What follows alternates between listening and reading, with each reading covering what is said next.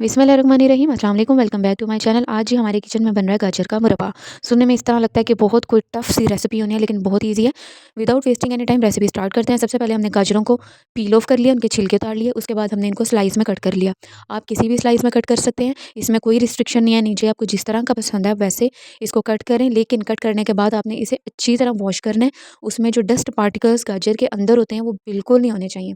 उसके बाद जी हमने गाजरों में 3 गिलास आपने पानी डालना है। उसमें हमने 35 मिनट्स तक आपने उनको बॉईल करना है। ठीक है, गाजरों का साइज़ छोटा है तो 20 मिनट्स इनफ है। गाजरें देख के आपको समझ आ जाएगी कि हाँ भी हमें इतने मिनट तक, और साथ साथ आपने गाजरें देखते रहना कि ज़्यादा ना गल जाएँ। उसके बाद हमने एक बर्तन में गाजरें निकाल ली। फोक की कांटे की मदद से हमने एक सिंगल गाजर में करना है सुराख। ठीक है, सिंगल गाजर में, कोई भी गाजर ऐसे नहीं रहनी चाहिए, इस तरह से जैसे मैं कर रही हूँ कांटे की मदद से। ठीक है, सब गाजरों में इस तरह से होल करने के बाद हमने एक बर्तन लेना है। बर्तन में हमने गाजरें डाली, उसमें चीनी और एक इलायची डाली है, और उसको हमने कवर करके रख देना है 10 मिनट तक। ठीक है, कोई भी बर्तन ले लें, कोई देगची ले लें, कोई कोई सा भी आप बर्तन लें। ठीक है, उसमें डाल के हमने 10 मिनट तक इसको कुक करते रहना है, लेकिन याद रहे कि जो आँच है वो दम वाली होनी चाहिए। उसके बाद जी हम इसको ओपन करेंगे। इस पोजीशन पे आके हमने इसमें आधा गिलास पानी ऐड करना है, सिर्फ़ और सिर्फ आधा, छोटा जो गिलास होता है वो पानी ऐड करना है। और उसके बाद इसको दोबारा से कवर करके हम 5 मिनट के लिए छोड़ देंगे, ताकि जो चीनी और पानी मिक्स होके जो एक स्ट्रॉन्ग शीरा बनाना है ना हमने, वो बन जाए। और जब ये मुरब्बे में चम्मच हिलाना है ना, तो अपना हाथ बहुत हल्का रखना है, क्योंकि जब हम मसाला भूनते हैं जो हमारी चम्मच की उस टाइम स्पीड होती है ना, टक टक टक टक हम लगे होते हैं, वो यहाँ पे अगर दिखाएंगे ना तो मुरब्बा हमारा वेस्ट हो जाएगा, टूट जाएंगी गाजरें।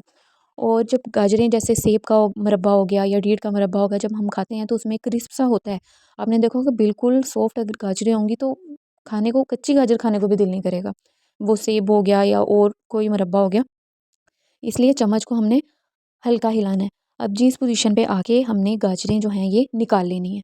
ठीक है, गाजरों को निकाल के हम एक साइड पे कर लेंगे और उसको ठंडा होने के लिए छोड़ देंगे। ये देखें कितने आराम से और साफ़ सुथरा, कोई इसमें डस्ट, कोई ऐसे कुछ भी नहीं है। घर की चीज़ खाने का भी एक अपना मज़ा आता है। गाजरें आजकल वैसे ही बहुत सस्ती हैं, हर घर में गाजर पड़ी होती है।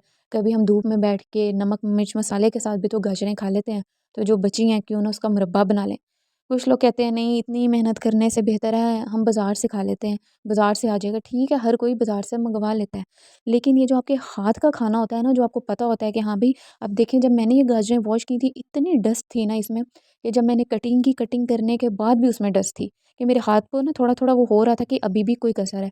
मैंने उसे दोबारा वॉश की, उसे दोबारा ड्राई किया, और अब हम मीडियम आंच रखे इस शीरे को इतना पकाएंगे कि ये एक तार वाला शीरा बन जाएगा। एक तार मतलब कि जब हम इसे हाथ में लेंगे तो ये एक इस तरह से, ये देखें एक तार नज़र आ रही है, ये होता है चिप चिप करेगा, एक तार वाला शीरा होगा। अगर ये नहीं करेगा इसका मतलब है शीरा रेडी नहीं है। अब जी जो गाजरें थी वो हमने ऐड कर ली हैं इस शीरे में।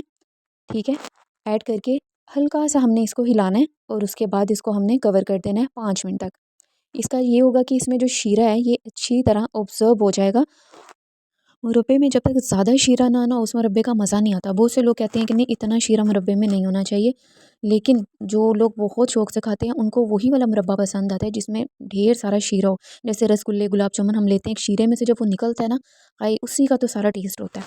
अब यही जो शीरा इसमें ऑब्जर्व हो जाएगा गाजरों में, इस पोजीशन पे आके हमने इसमें डालना है पिंच ऑफ सॉल्ट।